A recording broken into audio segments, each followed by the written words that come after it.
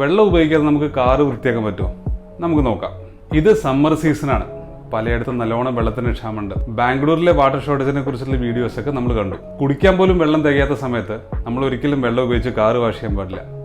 പക്ഷേ കാറൊന്ന് വൃത്തിയാക്കാതെ നമ്മൾ എങ്ങനെ പുറത്തു പോകുക അല്ലേ? ഈ കാറിൽ നല്ലോണം ഡസ്റ്റ് പിടിച്ചിരിക്കുന്നുണ്ട്.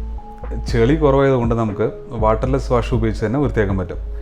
ഇനി ചെളി കൂടുതലുള്ള കാറാണെങ്കിൽ നമ്മൾ വാട്ടർ വാഷ് തന്നെ ചെയ്യേണ്ടി വരും. ഫസ്റ്റ് സ്റ്റെപ്പായി നമുക്ക് ഇതിലത്തെ ഡസ്റ്റ് കളയണം. അധികം പ്രഷർ കൊടുക്കാതെ മെല്ലെ തട്ടി കളയണം. പ്രഷർ കൂടുതൽ കൊടുത്താൽ ലൈൻസ് വരും.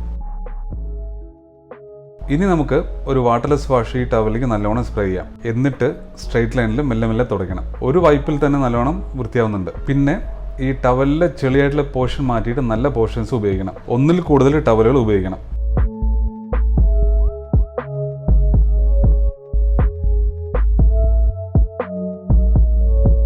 ഇതുപോലെ തന്നെ വാട്ടർലെസ് വാഷ് ലിക്വിഡ് ഉപയോഗിച്ച് ടയർ നമുക്ക് വൃത്തിയാക്കാൻ പറ്റും.